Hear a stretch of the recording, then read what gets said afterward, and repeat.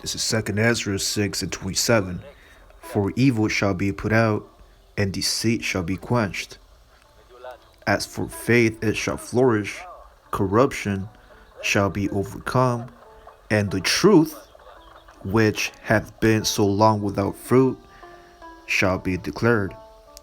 There's a brief history of the month of December, and it reads, in 154 BCE, a rebellion forced the Roman Senate to change the beginning of the civil year from March to January 1st. With this reform, December officially became the 12th month in the year 153 BCE. In the year 46 BCE, Julius Caesar, which is an Edomite, introduced a new calendar system, the Julian Calendar. A Shalom Makyam Wa'akwath of the elects of the nation of Israel, giving all praises to Yahweh, Bahasham, Yahweh Shai, Bahasham Raka'akwadash, and double honor to the apostles and the elders at Great Millstone, which are the men that taught me the 100% truth according to the Holy Scriptures. The name of this lesson is entitled December is not the 12th month of the year. Julian calendar and confusion. Yeah, because in these last days, man, we understand that the modern day Romans, the modern day Greeks, they're in power. Like it tells you in Job 9:24, the earth is given into the hands of the wicked. Therefore, if the wicked is in power, he will do whatever it takes to confuse and hide, the truth from the masses. And today is December 1st, the year 2022, according to what? According to the Gregorian calendar, which when you go into the history of the Gregorian calendar, which is actually prophecy. It's prophecy, it's prophetic that in these last days, the devil, which the devil in the Greek is diabolos, which goes into a man that deceives others, or supplants others on the left hand side. It says the Gregorian calendar. There's a brief history from Britannica.com. It says the Gregorian calendar, also called the New Style calendar, solar dating system, now in general use. It was proclaimed in 1582 by Pope Gregory the 13th. I think that's the Roman numerals, the X symbolic to 10, and then the three eyes. 1, 2, 3. No, just when you read like the King James Old Version, you see Roman numerals. This is Pope Gregory the 13th as a reform of the Julian calendar. So, this new calendar that we're currently using, man, it was established by an Edomite, during 1582. But you gotta ask yourself, what calendar were we using before the Gregorian calendar? Well, that goes back to the time of the Romans, the time of Julius Caesar. So before the Gregorian calendar, we had the Julian calendar. You see, it says the Julian calendar proposed by Roman consul Julius Caesar in 46 BC was a reform of the Roman calendar. So in reality, man, so if we were to use the calendar of Esau, because Esau's calendar is the Gregorian calendar, which is the one we use today, but also the Julian calendar. Remember when Alexander the Great took over the Persian and the Medes, pursuing to prophecy. That's when you first had the beginning of the image of the beast, that beast system. Because when you're conquering another nation, when you're conquering another a legacy or heritage, what you do besides destroying their images, destroying their ways, their customs, and you also hide their truth, their religion. You see, and one of those examples of their religion which goes into our religion, the religion of the Hebrew Israelites. It tells you here real quick, because you have brothers that say this is not about religion, simply the word religion. When you go here in this precept, okay, James 1 and 27, pure religion and undefiled before God and the Father is this, to visit the fatherless and widows in their affliction, and to keep himself unspotted from the world. Yeah, the point is here that the word religion is actually biblical, which when you go into the word religion real quick, it says to bind, okay, or to keep you in bondage, because you have, it's a twofold. For example, right now we have the religion of Christianity, the religion of the Catholics, or these different branches. These are religions on the left hand side that keep you in bondage to their way of life. But on the right hand side, the religion that speaks about in James, okay, what was it, James 1 and 27, pure religion, okay, that goes into the religion of the Israelites, because sometimes, when brothers are in the highways and hedges, you might have an Edomite or a heathen, or even one of our people that would ask, what religion is this? And at times we'll respond with, this is not a religion, this is an actual heritage, and that's truth. But when you go more in depth, when you go into the actual word religion, using it on the right hand side, it actually means, okay, to bind you, to keep you in bondage, okay, with your truth, okay, pursuing to your legacy, okay, not the legacy of the heathens, okay, if I'm making sense. But again, just to land back on that, expound on the history of when the Grecians, okay, the Grecians, when they conquered the southern kingdom, throughout the years, that those Grecians, you read the history of the Maccabees, it goes into the Romans, okay, and during the time of the Romans, that was also during the time of Yahweh Shemel Shai. But you gotta ask yourself, what calendar were we using even before the Julian calendar? Well, we were using our original calendar, okay, which is the Hebrew calendar, okay. The Hebrew calendar consists, okay, I believe it was 10 months, but ultimately we actually used the lunar, okay, the lunar or solar calendar, which is used, okay, not with the numbers, okay, but we used them based upon the moon, okay, because the word moon, that's where you get the word month. And every new moon, every new month, okay, that's the beginning, okay, of a cycle. Which real quick, I want to get that. Give me a second. In Daniel 7 and 25, I'll start at 7. It says Daniel 7 and 1, and then skip down real quick. It says, in the first year of Belshazzar, king of Babylon, Daniel had a dream and visions of his head upon his bed. Then he wrote the dream and told the sum of the matters. Daniel spake and said, I saw in my vision by night, and behold, the four winds of the heavens strove upon the great sea, and four great beasts came up from the sea, diverse from one another. The first was like a lion, yeah, and those beasts were actually symbolic to major kingdoms. Okay, and those major kingdoms that Daniel saw in his vision started with the Babylonians. Okay, the Babylonians on down to the Persian and the Medes, on down to the leopard, which that leopard was symbolic to Alexander the Great. When it goes into those four winds, I believe it was four winds and those four extra heads. Well, that goes into the four generals that Alexander the Great had. Okay, after his death, he gave them power to rule over the different provinces. But even after that, you also had Esau in greater power. Okay, during the time of the Roman Empire, that's pretty much the vision in Daniel the 7th chapter.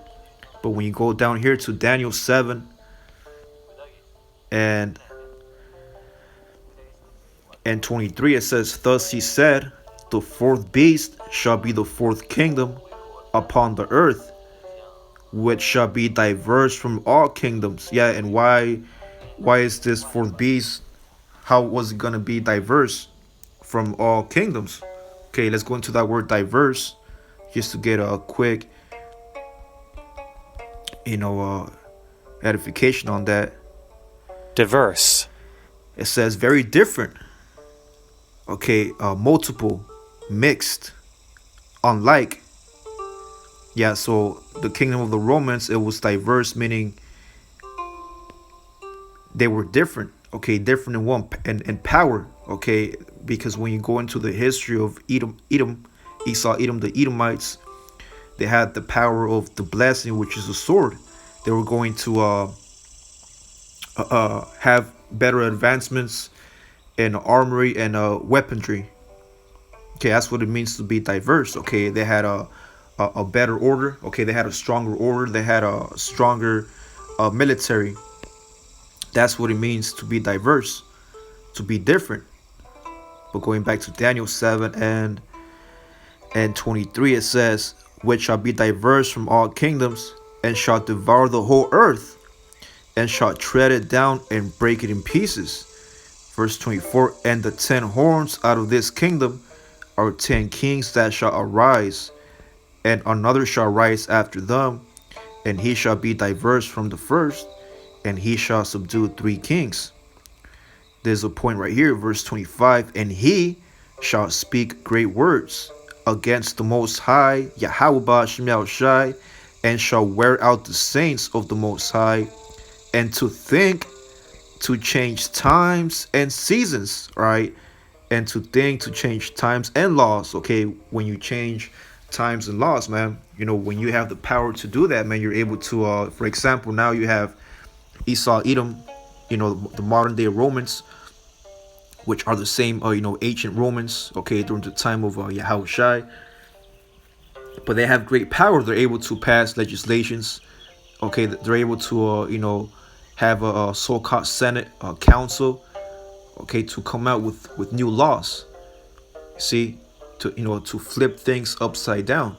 Why? Because they're in power. They're able to, you know, control it and cover, like it tells you in Job 9:24. He covered the faces of the judges thereof, and part of covering the faces of the judges, the angels, that also means, you know, covering their legacy, because the true angels of Yahweh Shem Shai here on earth is the prophets, which are Hebrew Israelites, and the true calendar of the Hebrew Israelites, that was the lunar calendar that we used.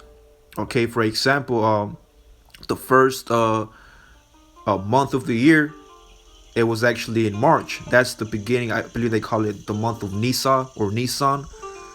You see, that was our first month. Okay, which means a new year. The new year starts in March. Okay, when everything's you know, alive, everything's growing during the time of spring. But this devil Esau, Edom, since he was given great power and authority, you know, on the left hand side, he was able to change times and laws. And one of those times that Esau changed throughout the years, you know, he came up with what? The Julian Calendar. During what? It says the Roman consul Julius Caesar in 46 BC was a reform of the Roman calendar. So that's confusion, man, because, for example, you might be an Israelite in the world, and you might say, hey, well, my birthday is you know, today's my birthday, December 1, 2022.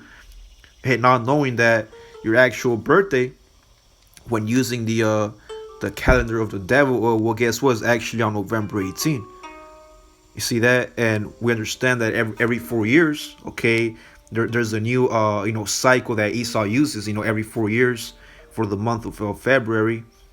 I believe that's the shortest month, okay, with 27, 28 days. You see, every 4 years, that number changes, man.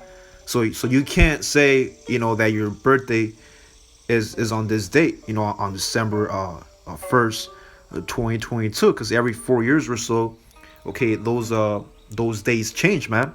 You see, and that's called what? That's called great confusion. That's why the prophecy of Jeremiah. Jeremiah said what? Jeremiah 20 and 14. Cursed be the day wherein I was born. Let not the day wherein my mother bare me be blessed. Yeah, because this prophecy, because in reality, according to the Bible, you're not supposed to be celebrating your birthday. Okay, that's a pagan high holiday on the left hand side. Which ultimately goes back. I think that's Nimrod. Nimrod, when they were given gifts and things of that nature, that goes back to Nimrod. Okay, the Egyptians and these other heathens. But hey, even here, Jeremiah understood. Matter of fact, let me get that in the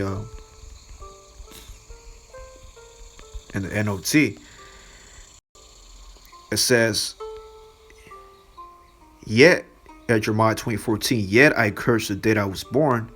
May no one celebrate the day of my birth." You see that your birthday. "I curse the messenger who told my father, good news, you have a son." You see, because ultimately, man, again, like I gave the examples, celebrating your birthday. Okay, that's actually a curse.